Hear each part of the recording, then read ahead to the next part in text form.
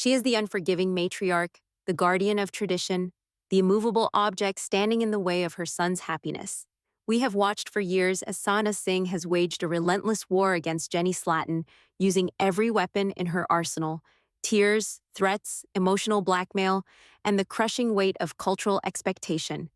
We've labeled her a villain, a monster, the mother-in-law from hell. But what if everything we thought we knew was a lie? What if the story we've been shown is only the final bitter chapter of a much older, much more tragic tale? A shocking discovery, an insider report from deep within the family circle, has unearthed a secret from Sana's own past that changes everything. It reveals that before she was the villain in Sumit's story, she was the victim in a story nearly identical to her son's. The story of a forbidden love, a broken heart, and a life spent punishing the world for a happiness she was denied. Before we unpack the bombshell evidence that will rewrite the entire 90-Day Fiance narrative, I need you to do your part. If you're ready to have your mind blown, if you want to be part of the community that gets the real story behind the drama, then take 1 second and hit that like button. Make sure you're subscribed to the channel and ring that notification bell so you don't miss a single one of our exclusive deep dives. What you are about to hear is a story that the network would never tell you, a story pieced together from whispers, from secrets, and from the pages of a long-lost diary that proves Sahna Singh is not the monster we think she is. She is something far more tragic. Our story begins not in a television studio, but in a dusty, forgotten storage room in a quiet part of town, far from the cameras and the producers. According to our source, a distant relative of the Singh family was tasked with the solemn duty of cleaning out an old family property, a place where heirlooms and memories had been left to gather dust for decades. Tucked away in the bottom of a heavy carved wooden chest, beneath stacks of old saris and yellowed photographs, was a small, unassuming object, a leather-bound diary. It was modest, its cover worn smooth with time, its clasp long since broken. The relative, our source says, almost tossed it aside, thinking it was just an old, empty notebook. But something compelled them to open it. And inside, the pages were filled, from corner to corner, with elegant, flowing Hindi script. The handwriting of a young woman pouring her entire soul onto the page. The handwriting of a teenage girl named Sahna. This diary, which we'll call the Sahna Scrolls for the sheer magnitude of its revelations, is the key that unlocks the prison of her past. Our source, who wishes to remain anonymous to protect their relationship with the family, painstakingly photographed several key pages and sent them to us, along with a translation that they say captures the raw emotion of the original text.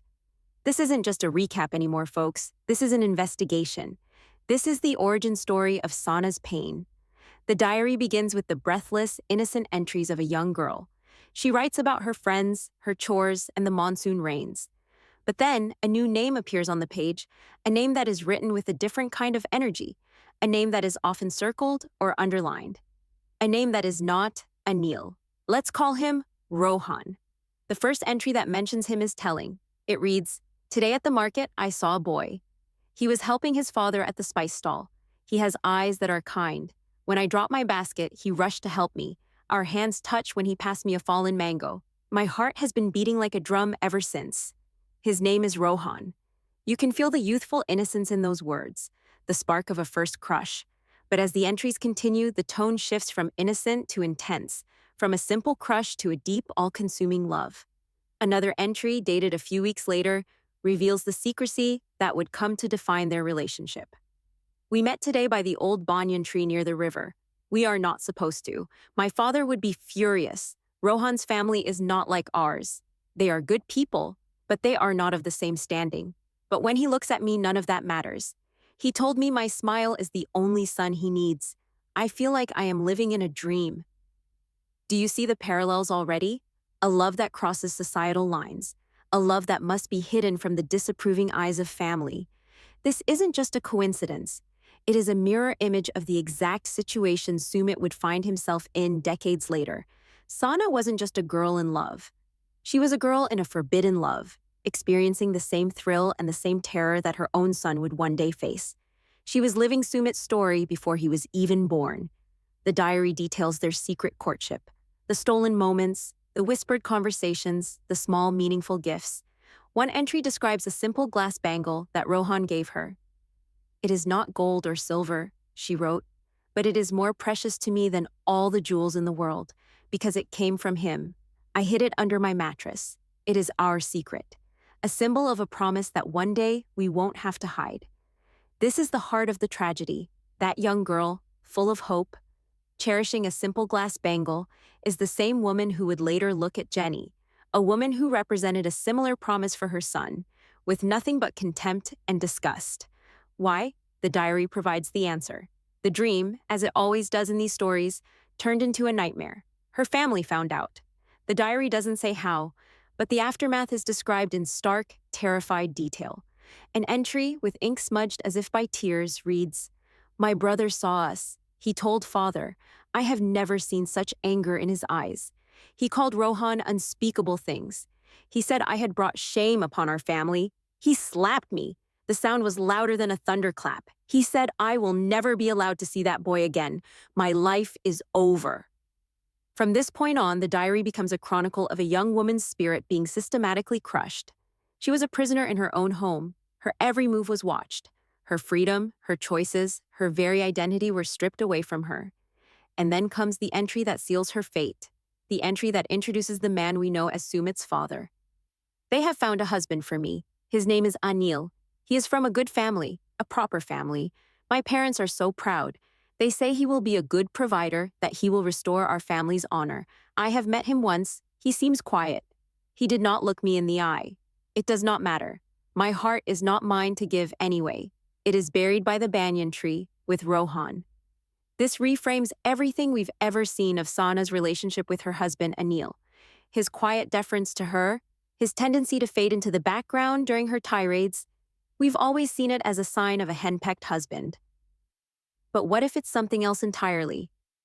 What if he has always known that he was the man she was forced to marry, not the man she chose to love? What if their entire marriage has been built upon the ghost of her lost love, a ghost that Sahna has never allowed to rest? The weight of that unspoken truth would be enough to create the strained, sorrowful dynamic we see between them on the show. Now, let's connect this directly to the Sahna we see on our screens. Every cruel word, every ultimatum, every tearful breakdown. It's not about Jenny. It has never been about Jenny. It's a 40-year-old psychodrama playing out in real time. Remember when she told Sumit that Jenny was too old, that she couldn't give him children? On the surface, it's about tradition and legacy. But with the diary as our guide, we see the twisted subconscious truth. Sahna is not attacking Jenny's age. She is attacking her freedom. Jenny represents a life of choices, a life where a woman can love who she wants, travel the world, and live on her own terms, regardless of her age. Jenny embodies the very freedom that was violently stolen from Sahna when she was a young girl. Sahna was forced into the role of a traditional wife and mother, her own dreams sacrificed for her family's honor. Seeing Jenny live a life of freedom with her son is like a dagger in a wound that has never healed. And what about the constant emphasis on what the neighbors will say?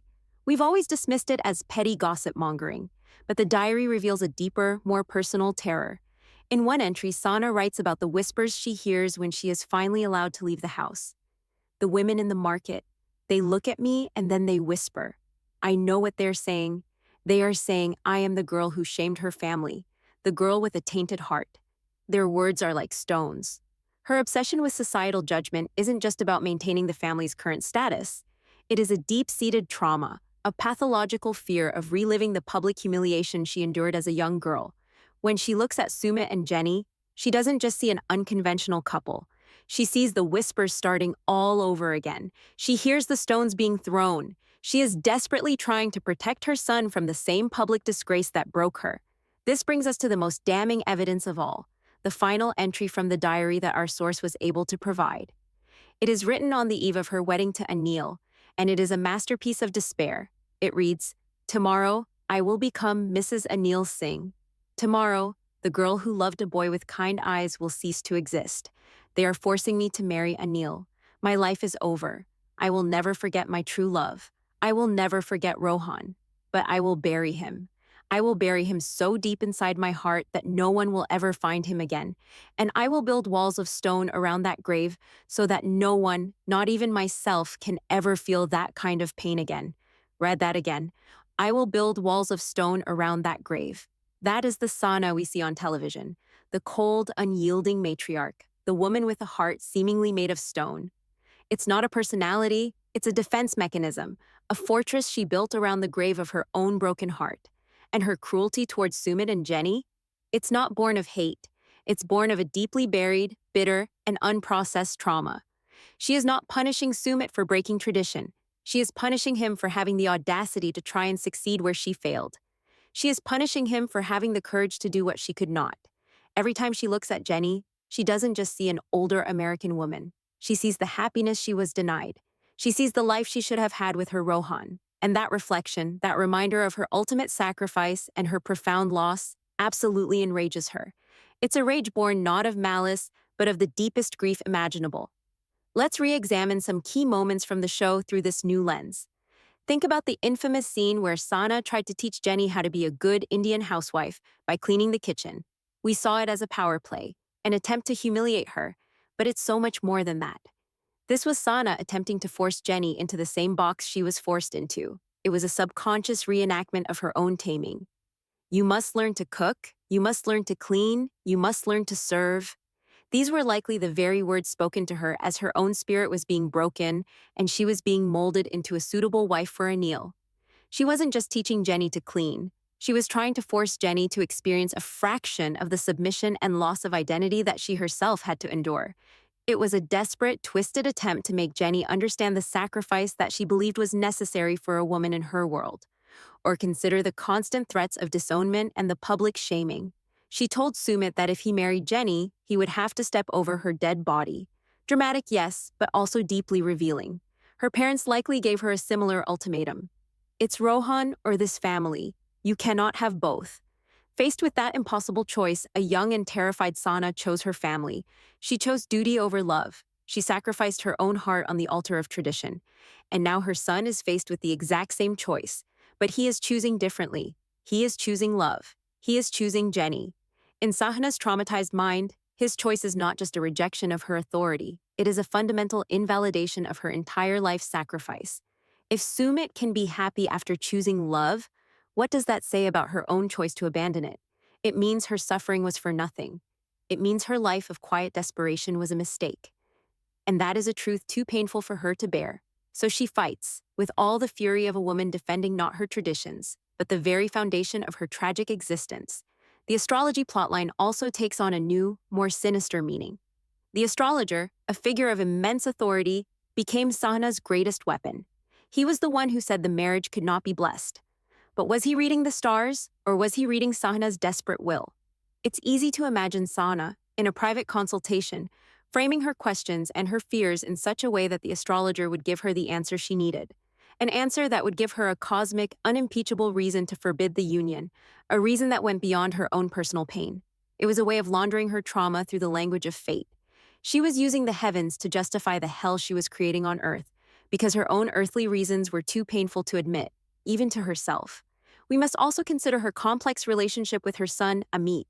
Amit and his wife have always seemed to be the good children, the ones who followed the rules.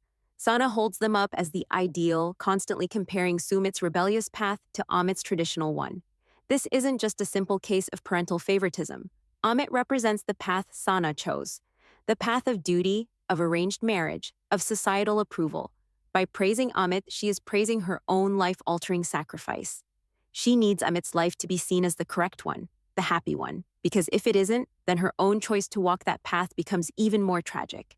Sumit is the ghost of Rohan, the path not taken, the what if that has haunted her for decades.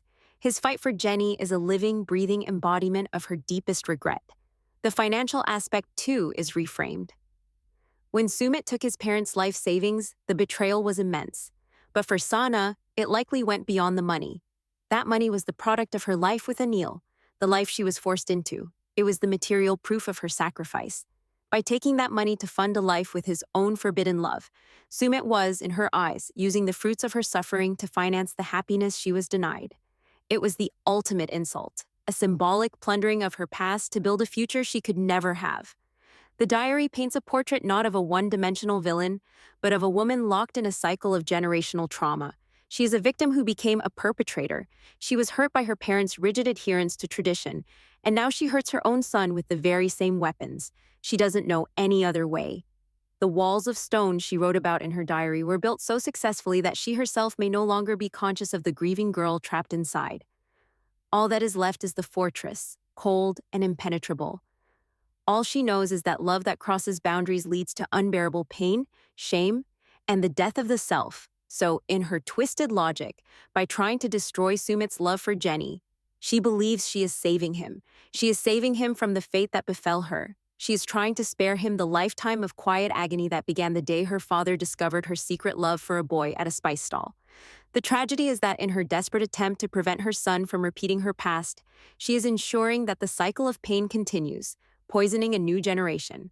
Her anger, which we have all judged so harshly, is nothing more than a shield for her own broken heart. And the biggest bombshell is yet to come, because according to our source, this diary did not stay in that dusty storage room. It has found its way into the one pair of hands that could turn this entire family upside down forever, Sumit's. And the confrontation that follows will be nothing short of soul-shattering. What we are about to describe is the climax of this hidden story, the moment where the past collides with the present in the most dramatic way imaginable. This isn't speculation, this is the account passed to us from our source, detailing the event that has, until now, remained a closely guarded family secret. The relative who discovered the diary, torn by what they had read, made a momentous decision. They believed Sumit had the right to understand the true source of his mother's seemingly inexplicable rage. So, a package was discreetly sent. No note, no explanation. Just the small, worn leather diary. Imagine Sumit receiving this. At first, confusion. He would recognize the Hindi script as his mother's, but from a time long past. As he began to read, that confusion would have morphed into disbelief, and then into a dawning, heartbreaking clarity. Every word, every tear-stained page would have been a revelation, recontextualizing every fight, every harsh word, every moment of his life spent under his mother's suffocating control. The story of Rohan was not just his mother's story, it was his own, played out in a different time. He would have realized that the monster he had been fighting his whole life was, in fact, a wounded animal, lashing out from a cage of her own past trauma. With this terrible, beautiful knowledge, Sumit knew what he had to do, but he did not choose anger. He did not choose confrontation in the way we've seen on the show, with raised voices and dramatic threats. He chose a quiet, devastating precision. He waited for a calm afternoon, when he knew his mother would be home, sitting in the main room, perhaps watching her television shows. He walked into the house, not with the energy of a warrior, but with the solemnity of someone about to deliver a final judgment. In his hand, he held the diary. Sahna, our source says, saw him and immediately began with her usual complaints, her usual grievances. "Why are you here? Are you finally leaving that woman?" She was preparing for their usual battle, settling into her well-worn role. But Sumit didn't engage. He didn't raise his voice. He simply walked over to her and held out the diary. She would have frozen. Her eyes would have locked onto that small, familiar object, an artifact from a life she had buried 6 feet under her consciousness for over 40 years.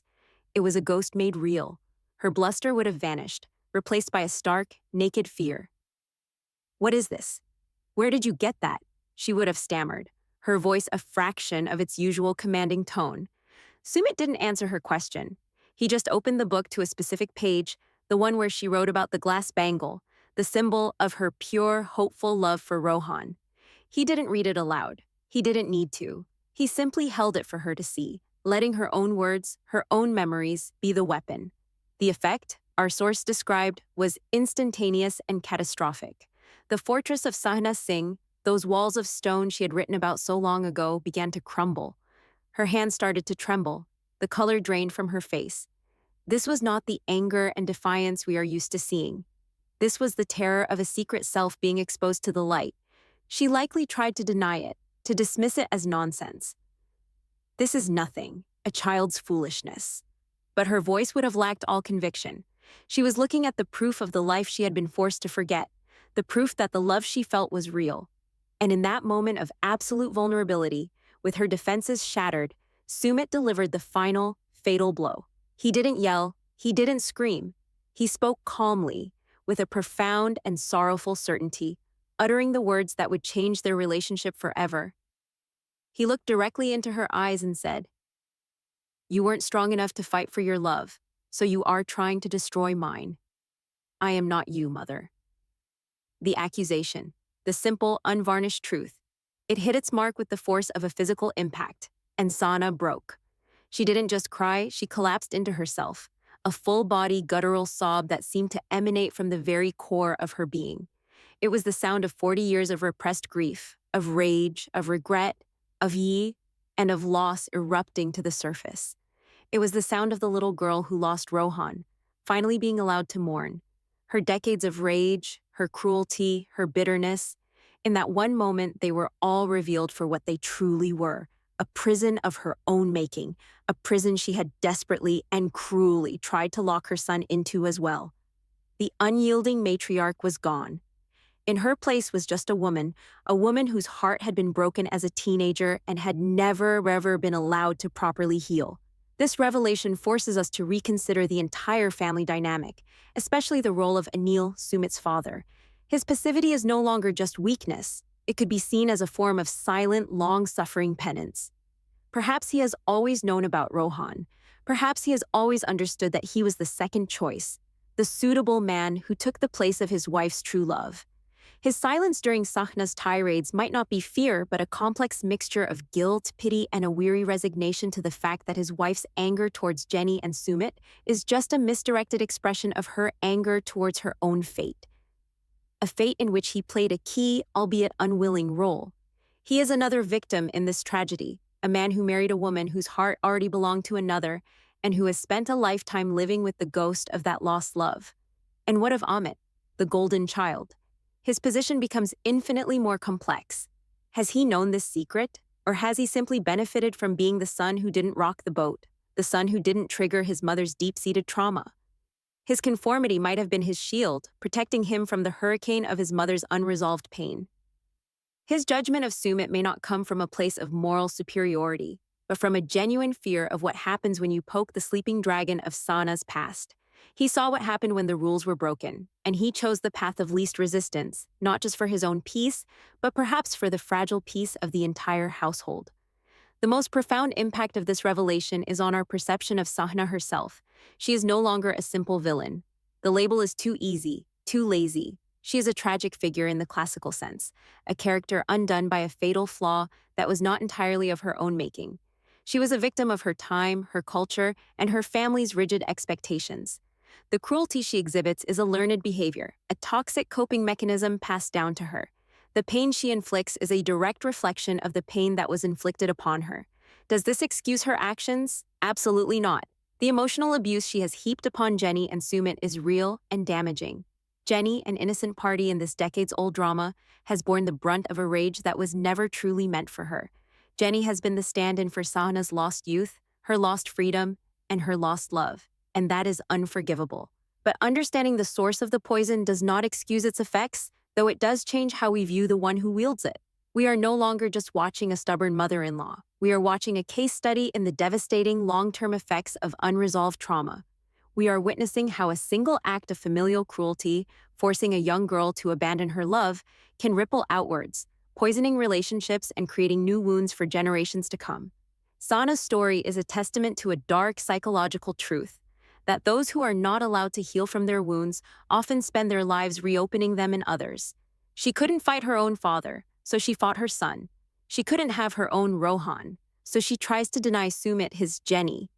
It is a tragic, self-perpetuating cycle of pain. So where does this leave the Singh family now? The diary is out. The secret is known. The confrontation has happened. This can go one of two ways. It could be the catalyst for healing, a painful but necessary exorcism of the family's demons. Sahna, confronted with her own past, might finally be forced to look inward, to mourn the girl she was, and to understand that her son's happiness is not a judgment on her own life's sacrifices. There is a sliver of hope that in seeing her own story in her son's, she might find a path to empathy, and maybe, just maybe, to acceptance. Or the revelation could shatter them completely. The shame of exposure could cause Sahna to retreat even further, to build her walls even higher, her bitterness calcifying into something truly impenetrable. The family, built on a foundation of secrets and silent suffering, might not be able to withstand the earthquake of the truth. Regardless of the outcome for the family, for us as viewers, the story has been irrevocably changed. We can no longer watch Sahna in the same way. Every glare, every insult, Every tear will now be seen through the prism of this secret history. We will see the ghost of Rohan standing behind her, a shadow she has been running from for her entire adult life. We will see the memory of a simple glass bangle, a symbol of a love that was deemed unworthy. And we will understand that her fight was never about preserving tradition. It was about guarding the grave of her own heart. Her anger was a shield for her own broken heart. Does this story make Sahna a tragic figure? Does knowing the source of her pain change the way you see her? It doesn't erase the harm she's done, but it casts it in a profoundly different light. Let us know what you think in the comments below. Was she a villain all along, or was she the first victim in a long line of heartbreak? Share this if you believe that hurt people hurt people. Imagine the silence in that room after the breakdown. A silence heavier and more profound than any of the shouting matches that had preceded it for years. The sound of Sahna's raw, unrestrained sobs would have echoed off the walls, the sound of a dam breaking after a lifetime of holding back a flood of grief. Sumit, holding the diary that had become both a weapon and a key, would not have felt triumph. How could he? In that moment, he wasn't looking at his tormentor. He was looking at his mother as a wounded child, seeing for the first time the true source of the poison that had infected their family. He would have been paralyzed by a complex cocktail of emotions: pity for the young girl in the diary, sorrow for the woman in front of him, and a strange, hollow feeling for the years they had lost to a misunderstanding that was deeper than he could have ever fathomed. And Anil. We must consider Anil at this moment. He who had always been a ghost in his own home, a silent witness to his wife's rage. He would have seen her collapse, and in her sobs, he would have heard the echoes of their entire life together. A life built on a foundation he may have only partially understood. Did he know about Rohan? Did he know the full extent of the love she had been forced to sacrifice? Or did he only know that a piece of her had always been missing, a cold spot in their marriage that he could never warm? In that moment, as he watched his wife completely unravel, he would have been confronted with the full weight of their shared, unspoken tragedy. The quiet man she married was not just an observer, he was a central character in her prison, both a fellow inmate and, in some ways, the warden she was assigned. The silence in that room was the sound of an entire family's false narrative collapsing under the weight of a single devastating truth. That single confrontation, that moment of judgment, was not an ending. It was the beginning. The beginning of a painful, complex, and uncertain reckoning. Our source tells us that in the days and weeks that followed, the Singh household was a different place. The simmering anger was replaced by a thick, uncomfortable quiet. Sahna, for the first time, seemed to have no fight left in her. She was a general without a war to wage, because she had finally been shown that the enemy she was fighting was her own reflection. But this newfound quiet was not peaceful. It was a vacuum. And into this vacuum, every member of the family had to pour their own interpretations, their own pain, and their own questions. Let us first examine the man who was most affected, yet always remained on the periphery: Anil. We have to reevaluate every single scene we have ever seen of him. His quiet, almost timid nature, which we interpreted as the demeanor of a man browbeaten by a domineering wife, now looks entirely different. It looks like the posture of a man walking on eggshells around a deep, unhealed wound that he knows he cannot touch. Consider this theory, an extension of the diary's revelation. Anil knew. Maybe not the name Rohan, maybe not the details of the secret meetings by the banyan tree, but he knew he was not the first choice. In many traditional arranged marriages of that era, it was not uncommon for one or both partners to have had prior attachments that were deemed unsuitable. Anil would have married a young woman who was dutiful, who performed her role as a wife and mother flawlessly, but who had a sadness in her eyes that never quite went away.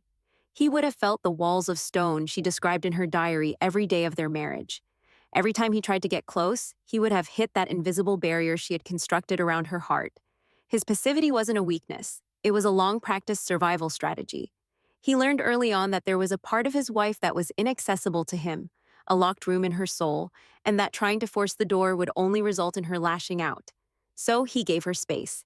He let her rule the household. He let her have her anger, perhaps understanding on some subconscious level that her rage was her only outlet for the grief she was never allowed to express. He was, in a way, complicit in her misery by allowing it to fester. But what choice did he have? He was also a product of the same system, a man who did his duty by marrying the woman his family chose, and who likely had no tools to deal with the complex psychological fallout of his wife's buried trauma. He was as much a prisoner of her past as she was. He was serving a life sentence for a crime he didn't commit, the crime of not being Rohan. Now, let's turn our attention to the person who was the unwitting catalyst for this entire family implosion. Jenny. The diary doesn't just change our perception of Sahna, it fundamentally redefines Jenny's role in this saga. She was never the problem. She was merely the trigger. Sumit, according to our source, faced the daunting task of explaining this to her. Imagine that conversation. He sits her down, the diary open between them, and he translates his mother's youthful, passionate words. He tells her the story of Rohan, of the stolen meetings, of the heartbreak and the forced marriage. For Jenny, this would have been a seismic shock.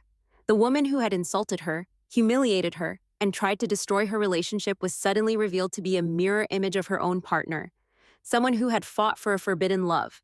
The pure, unadulterated villainy she had faced for years would have dissolved into something much more complicated and much more tragic.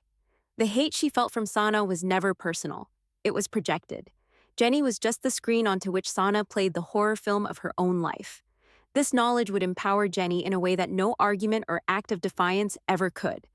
It gives her the ultimate high ground. She could now look at Sahna not with fear or anger, but with a profound, almost devastating pity. She could understand that every insult about her age was really Sahna mourning her own lost youth. Every criticism of her as a wife was Sahna grappling with her own forced submission. Every mention of "what will people say" was the echo of a young girl being shamed by her community. This understanding changes the entire dynamic of their future interactions. Jenny now holds the psychological key. She knows Sahna's secret. She knows the source of the pain. This doesn't mean she has to forgive Sahna's abuse, but it means she no longer has to be a victim of it.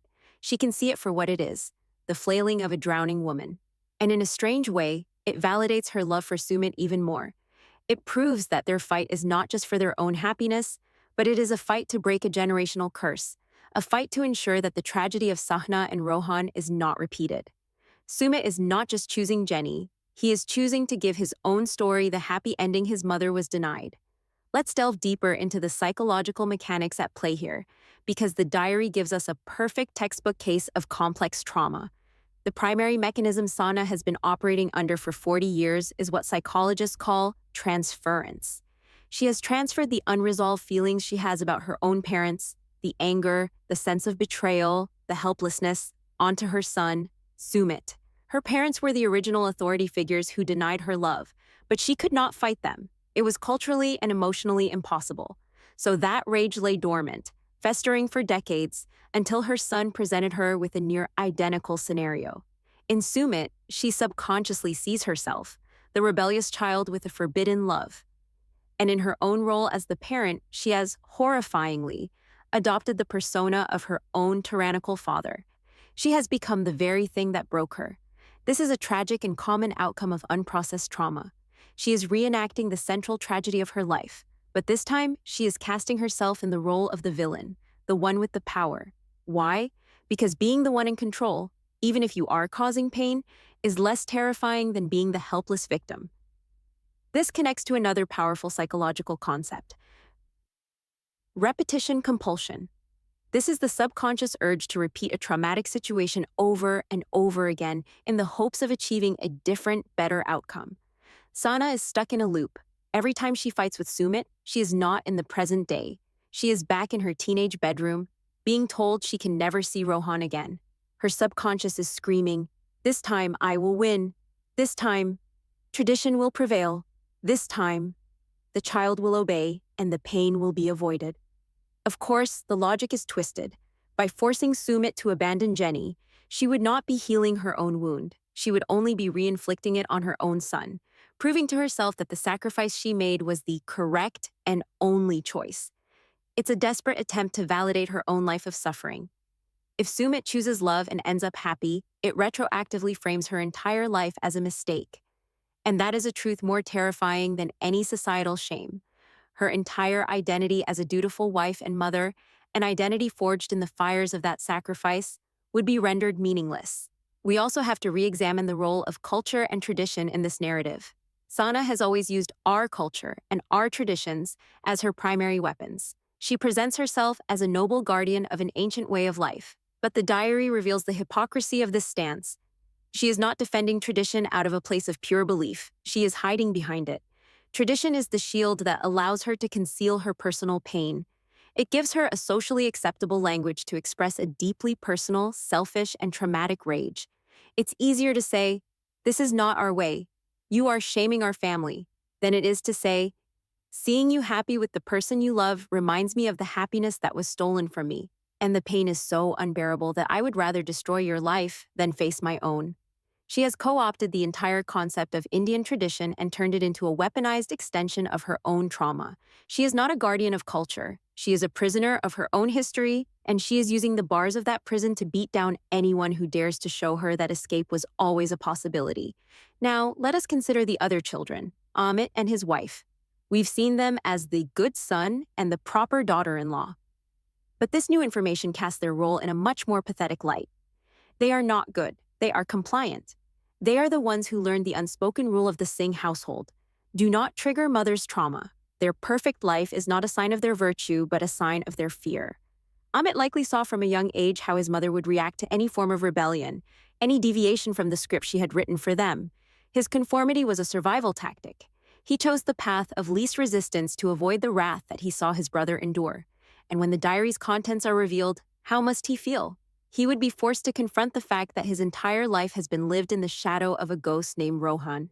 His goodness was just a reaction to his mother's pain. Furthermore, his wife Toa Kosti, who has likely endured her own share of Sahna's passive aggression and control, would suddenly see it all in a new light. Every controlling comment, every backhanded compliment, every impossible standard she was held to was not about her. It was about Sahna trying to mold her into the perfect, submissive wife that she herself was forced to become. The entire family dynamic is a sick play, with every member assigned a role in Sahna's private psychodrama, whether they knew it or not. So what happens now? What is the future of the Singh family, now that the ghost has been let out of the attic? Our source indicates that the family is fractured and adrift. There are three potential paths forward, each as compelling and tragic as the next. The first is the path of healing. It is the most optimistic, but also the most difficult. It would require Sahna to do the one thing she has spent her life avoiding: be vulnerable. It would require her to actually talk about Rohan, to mourn him openly. It would require her to look at Jenny and see not a rival, but a woman who represents the freedom she never had. It would require her to apologize to Sumit, not just for her actions, but for her inability to separate her past from his present. This path is possible, but it would be a long, arduous journey, requiring immense courage from a woman who has spent a lifetime building walls. It might start with a small gesture, a moment of shared silence with Jenny that isn't hostile, a question to Sumit about his happiness that is actually genuine. It is the fairy tale ending, but in reality, it is the least likely. The second path is the path of denial and escalation. This is perhaps the most predictable. The shame of being exposed, of having her deepest wound laid bare for her son to see, could be too much for Sahna to bear. She may react not with sorrow, but with renewed fury. She would double down. She would reject the diary as lies, as childish nonsense. She would accuse Sumit of trying to hurt her, of using this story to manipulate her. She would build her walls even higher, reinforcing them with concrete and steel. In this scenario, she cut Sumit off completely. He is dead to her, not because he married Jenny, but because he saw her true, wounded self and she cannot forgive him for it. She would retreat into her fortress of bitterness, with Anil as her silent warden and Amit as her compliant keeper, leaving Sumit and Jenny free, but forever severing the family bond. Sahna would choose her prison over her son. But there is a third, and perhaps most insidious path, the path of weaponized victimhood. Sahna is a master manipulator. For years, she has used tears and threats of emotional distress to control her son. Now she has a new, incredibly powerful weapon in her arsenal, her own trauma. Instead of denying the diary, she could embrace it, but in a twisted way. She could use it to guilt Sumit. Every conversation could become, "How could you choose that woman when you know how much I suffered for love?" Or, "You are tearing my old wounds open by being with her." She could reframe her opposition to their marriage not as an act of cruelty, but as an act of tragic, misguided love. "I was only trying to protect you from the pain that I went through," she could cry, turning her abuse into a form of martyrdom. This is the most dangerous path because it reframes her as the victim in the current conflict, absolving her of all responsibility for the pain she has inflicted on Jenny and Sumit. It would be a checkmate move, an attempt to use her own tragic past to emotionally blackmail her son into the future she demands. Whatever path they take, the story of Sumit and Jenny has been forever elevated. It is no longer a simple reality TV narrative about a May-December romance and a disapproving mother. It is a modern-day Greek tragedy about generational trauma, the clash between duty and desire, and the long, dark shadow that the past can cast upon the present. Sahna Singh is not just a mother-in-law from hell. She is a case study, a cautionary tale, a living embodiment of the profound and destructive power of a broken heart. She teaches us that the villains in our own lives are often just victims of a story we haven't heard yet. And it forces us to ask a difficult question. How much of our own anger, our own prejudices, our own unyielding beliefs are not our own, but are the ghosts of our own forgotten wounds, the echoes of our own secret forbidden loves? The Diary of Sahna Singh is more than just a plot twist. It is a mirror, and if we look closely enough, we might just see a piece of our own hidden stories reflected in its pages.